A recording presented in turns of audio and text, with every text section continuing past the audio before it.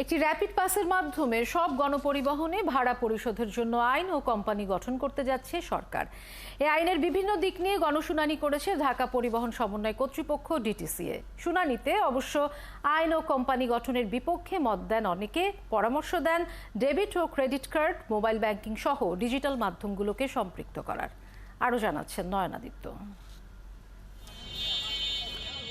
ঢাকঢোল পিটিয়ে রাজধানীর বাসগুলোতে e-ticketing system চালু করা হলেও তা জনপ্রিয়তা পায়নি।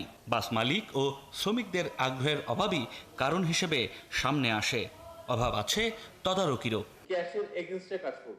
এবার দেশের সকল গণপরিবহনে র্যাপিড পাস ব্যবহারের জন্য আইন ও কোম্পানি গঠন করতে যাচ্ছে সরকার। এই প্রস্তাবিত আইনের নানা দিক নিয়ে গণশুনানির আয়োজন করে ঢাকা পরিবহন সমন্বয় কর্তৃপক্ষ, যেখানে বিভিন্ন অংশীজন আইনের নানা ধারার বিষয়ে মতামত তুলে ধরেন।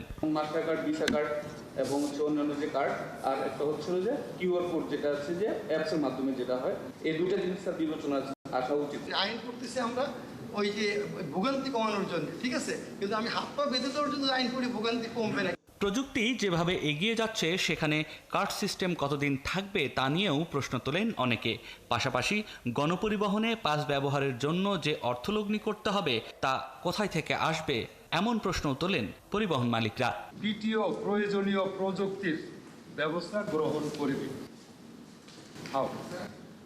এটা পিটিও কেন করবে? এবং কস্ট কিন্তু প্রায় 1.5 লাখ টাকার কাছাকাছি দাম। সো আমি যদি 1 লাখ বাস ধরি তাহলে এই টাকাটা কিন্তু আমার ফরেন রিজার্ভে হিট করতেছে। সমন্বয় করার জন্য আসি একটা কোম্পানির দিকে রওনা দিই, তাইলে কিন্তু এইটাও কিন্তু বাস্তবায়ন হবে বলে আমার কাছে মনে হয়। এ সময় ডিটিসিএর নির্বাহী পরিচালক নীলিমা আখতার জানান, আইন করতেই হবে, তাই সকল দিকই বিবেচনা করা হবে। প্রয়োজনে আবারও শুনানির আয়োজন করা হবে।